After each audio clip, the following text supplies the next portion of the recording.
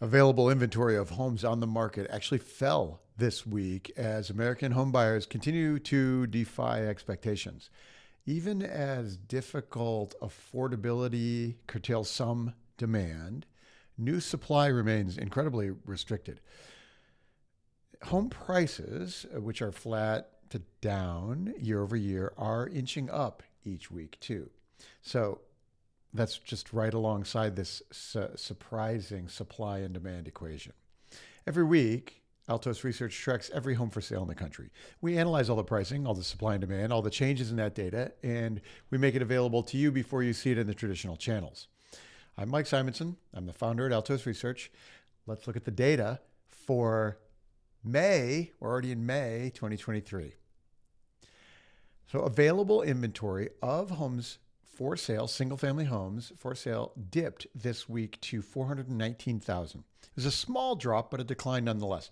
Inventory will likely climb again next week, but it is yet another indication that we have very few sellers and more buyers than the supply will allow. The inventory difference from last year continues to shrink. See the dark red line for this year compared to the light red line from last year in this chart. It could be as early as July when we have year over year declines in inventory. And we started the year with 75% more homes on the market than the year before. Because last spring, inventory was climbing 4, 5, 6% per week. At the time, the brakes had slammed on demand, and there were still sellers trying to squeeze in before rates jumped too far, too fast. And at the time, that data was looking very bearish for home prices, and we thought that we might finally get back to normal levels of inventory of homes to buy. It was just skyrocketing each week last year. So we started the year thinking that inventory could continue to grow with a slowing economy, for example, and get close to maybe the 800,000 levels that it used to be. But those hopes are essentially gone now. That's why it's pretty hard to understate this market turnaround that we've had this spring. It was just February. We had 79% more listings on the market than a year earlier.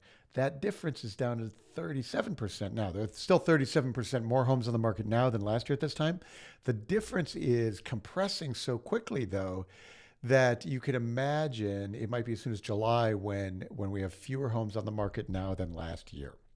Negative year-over-year change by July. That's shocking to me. I never saw it coming, but here we are nonetheless. We still have 8 to 10 more weeks of the normal seasonal inventory growth period, which typically peaks July 1. And yet inventory is not really growing right now. This is the normal growth time. Only 77,000 new listings this week, with 19,000 of those already in contract. In this chart, each bar is the total new listings for volume for a week. And you can see how it's now May, but the total volume of new sellers really is more like February or March would normally be. Last year, the first week of May, there were 105,000 single-family homes listed. That's 26% fewer homes now than last year. And that's why I say this is a supply-constrained market. So even though affordability is significantly more difficult for buyers now, there are sufficient buyers at these prices, at these rates, for the very few homes that are available. The light red portion of the bar in this chart are the immediate sales, 19,000 of those this week. That's fractionally fewer than the past couple of weeks, but it shows us that there is home buyer demand in addition to that limited supply. There are so many signals in the active market, all the surprises in the inventory. We're going to cover all of those details in our monthly webinar this Thursday, May 11th. We'll spend time in the local markets because the local markets are behaving very differently from one another.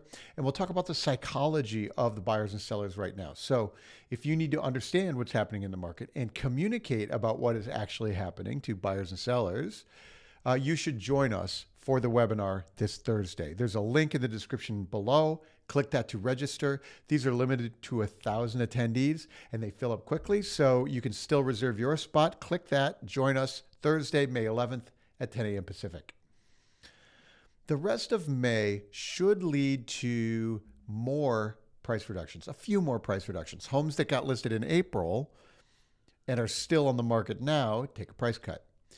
So price reductions ticked up a fraction this week to 29.4%. That's more, of course, than the crazy pandemic years where people were buying everything and no price reductions at all. But it's still fewer than 2019. So when you compare this year's price reductions curve to previous years, you can see that since our inventory was so late in coming this year, the price reductions are hitting later too. So, however, demand is pretty quick for the limited supply, and we can see that that fact very clearly illustrated in this price cuts trends data. Look at the curve from last year. That's the light red line. Each week we had a ton more price cuts. We could see how it was rising so rapidly. Inventory was building at that time, and demand was frozen solid. So sellers know this, and they cut their prices. Right? That price cuts were accelerating last year. Spring price reductions translated into lower sales transaction prices that, the transactions that close in August and September. This year, price cuts have been dramatically fewer and slower to arrive. This is yet another really clear signal that buyer demand is sufficient for the current number of sellers. When economy and affordability curtail buyers again, sometime in the future, you'll see the price reductions accelerate again. So if your hypothesis is that the economy or the overleveraged consumer or student loans or inflation or whatever stops home buyer demand, you'll see the price reductions data turn higher, just like it did a year ago when that finally hits. And you can really see it in March last year and again in September last year. So keep your eyes out for that if what you're expecting is the economy to turn this market softer again. You'll see it here. So given the low available supply and the active levels of demand, it's actually no surprise that home prices are actually ticking up. You'd expect that for the spring and the seasonal peak we're nearing. The median price of single-family homes in the U.S. this week is $449,000. That's up a fraction from last week, and it's still a touch higher than last year at this time. But that annual price gain is shrinking, and it's basically unchanged year over year. We've been talking about this phenomenon for a few months. It'll keep shrinking until July, which was when we had the first downturn of prices last year. The median price of the new listings popped a little bit this week to $419,970. This could be sellers that know the demand is out there, but I don't think it's a strong trend. While the new listings price is up a couple percent from last week, it's also a few percent lower than last year at this time. So 2 of the 3 Altos price measures are lower than last year at this time. 1 is higher. Sometimes when we talk about this restricted supply and sufficient demand, people assume that I'm saying that home prices must also be jumping, but that's not what we're seeing in the data. That last year, home prices in April and May were still tied to the peak of the pandemic buying frenzy. They were still rising at this point last year. And this year, the price signals are just much weaker. This year, we can see that the demand at these prices and these mortgage rates, but there's little or no evidence of prices really jumping from here. So we have a few more weeks of seasonal price climbs, but that seasonality is not particularly notable. It's not unseasonably strong. The median price of the homes in contract ticked up this week, inched up just a tiny bit to 380,433. So that's up from last week. It's lower than last year again. So 2.2%, home prices of the homes in contract are 2.2% lower than last year at this time. Remember that the homes in contract now will close in May, June, July. So the headlines you'll hear in July and August will still be talking about home price declines year over year.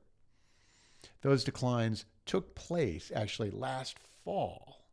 So, and it's the annual comparisons that are lagging. I actually can imagine that by July of this year, we could be back to year over year price gains. You know, if you look at the curve of the pendings here, that information would start to show up in the headlines much later in the year. So it'll be really interesting to see if we end 2023 with home price gains. We're still expecting home prices to decline slightly for the year, but in June and July, we'll start to see the first really opportunity for that story to change. If the economy holds up, for example, 2023 could end up with home price gains. If the recession finally hits, you could imagine how a late year dip would then keep stop our home price momentum and keep us flat to negative in home prices for 2023. The data I've been talking about here is national, and there are definite differences in the local markets. Some are not faring as well as the national trend. So if you need to know what's happening in your local market, go to altosresearch.com and book a free consult with our team. We'll help you communicate about what's happening in the crazy market. And this is really a critical time to keep your buyers and sellers informed about the market. So please join us. And don't forget that Thursday, May 11th, 10 a.m. Pacific, is the webinar where we do all of the details on a ton of local markets. So click the registration link below to join us for that. All right. See you Thursday. More next week.